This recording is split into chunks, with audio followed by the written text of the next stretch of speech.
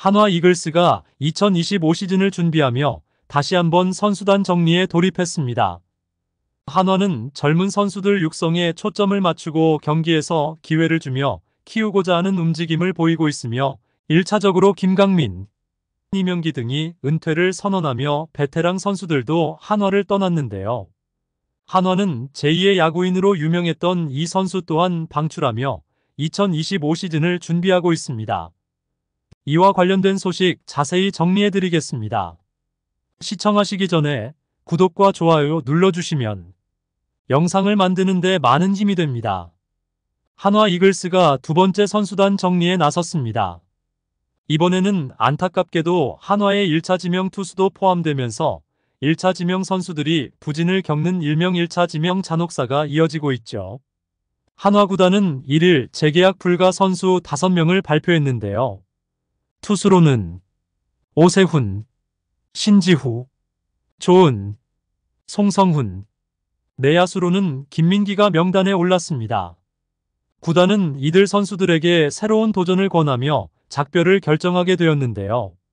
팀 재정비 과정에서 생긴 변화의 일환으로 보입니다. 이번 10월 초 한 차례 보류 선수 명단에서 제외된 선수들에 이어 한화 이글스는 두 번째 선수단 정리 작업에 돌입한 건데요. 한화 구단은 1차 선수단 정리를 할 때는 은퇴 의사를 밝힌 정우람, 김강민, 이명기를 비롯해 투수 이승관, 이정훈, 포수 이재용, 외야수 김선동과 재계약을 하지 않기로 결정했습니다. 한편 이번 2차 방출 명단에 포함된 신지후는 2020년 한화의 1차 지명으로 입단했던 유망주입니다.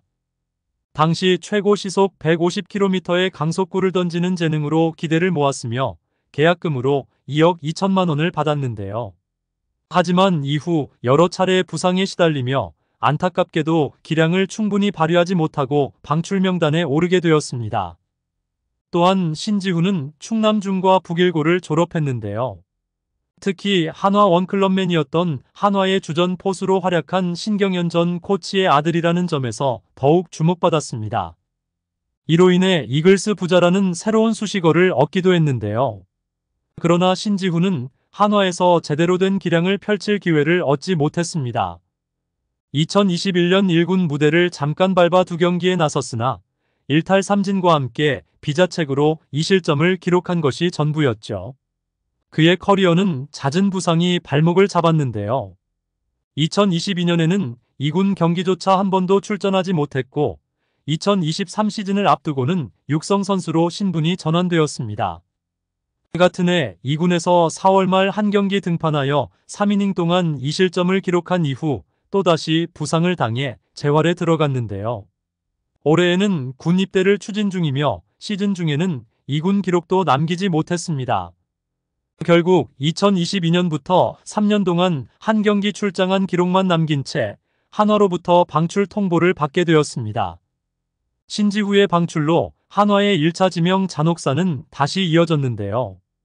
최근 한화는 전체 1순위로 2022년 문동주, 2023년 김서현, 2024년 황준서 등 유망주를 잇따라 선택하며 미래에 대한 기대감을 높였으나 그 이전에 뽑았던 1차 지명 선수들은 끝내 팀의 주축으로 자리 잡지 못하고 팀을 떠나게 되었습니다.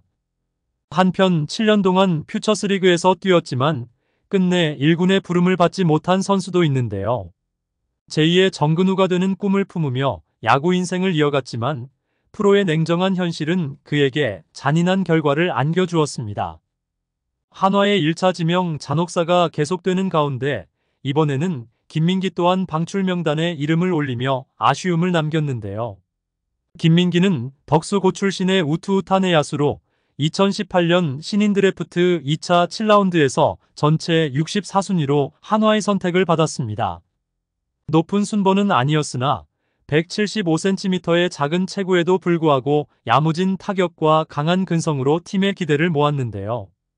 그의 롤모델은 172cm의 키로 KBO 리그에서 역대 최고의 이루수로 자리 잡은 정근우였죠. 퓨처스리그에서 2년 연속으로 좋은 성적을 기록하며 꾸준히 활약했지만 김민기에게는 여전히 1군의 부름이 없었는데요.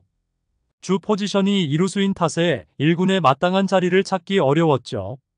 한화 1루는 2022년까지 동기인 정은원이 굳건히 지키고 있었고 이후 정은원의 부진으로 잠깐의 기회가 보이긴 했으나 그 자리에 새롭게 등장한 문현빈이라는 신인 선수의 활약으로 콜업 기회는 더욱 좁아졌습니다. 콜업될 가능성이 몇 차례 있었으나 그때마다 부상으로 인해 아쉬운 순간들을 보내야 했죠. 김민기의 성실한 모습을 누구보다 잘 알고 있는 한화 관계자들 역시 그를 보내는데 많은 아쉬움을 느낄 수밖에 없었는데요. 올해 퓨처스리그에서 김민기는 총 91경기에 출전해 타율 2할 6푼 1리로 234타수 61안타, 1홈런, 28타점, OPS 0.656을 기록했으나 아쉽게도 두드러진 성적을 남기지는 못했습니다. 시즌 내내 노력했음에도 결국 1군에서의 기회를 얻지 못한 채 시즌을 마무리해야 했는데요. 시즌이 끝난 후 배승수, 이지성, 이승현 등 신인 선수들이 내야진에 새롭게 합류하면서 한화 내야진의 경쟁 구도는 한층 치열해졌습니다. 김민기 또한 지난달까지 대전에서 꾸준히 훈련을 이어가며 기회를 노렸지만 내야 자원에 대한 정리와 재정비가 필요했던 팀 사정 속에서 결국 방출 명단에 오르게 된 건데요. 한편 오세훈은 2021년에 두산에 육성 선수로 입단했으며 2022년부터는 한화 유니폼을 입고 활동을 이어갔습니다. 올 시즌 퓨처스리그에서는 총 30경기에서 2승 무패 5홀드를 기록했지만 평균 자책점은 6.23으로 아쉬움을 남겼는데요. 한화가 방출 결정을 내린 또 다른 선수는 2021년 신인 드래프트 2차 3라운드 전체 22순위로 비교적 높은 순위에 지명된 조은입니다. 조은 역시 팀의 정리에 포함되었으며 이번 시즌 퓨처스리그에서 5경기에 나서 1패와 평균 자책점 11.70이라는 성적을 남겼는데요. 또한 2023년 신인 드래프트에서 7라운드 전체 61순위로 입단한 송성우는 2년차 선수로 이번 시즌 퓨처스리그에서 4경기에 출전해 1패와 평균 자책점 5.79를 기록했습니다. 한화는 5명의 2차 방출 선수들을 통보하며 2025 시즌을 준비하고 있는데요. 한화가 2024년을 잘 마무리하고 성공적인 2025년을 맞이할 수 있을까요? 여러분들의 생각은 어떠신가요? 댓글로 여러분의 의견을 알려주세요. 영상을 시청해주셔서 대단히 감사드리며 선수들의 소식을 계속 듣고 싶으시다면 구독과 좋아요를 부탁드립니다.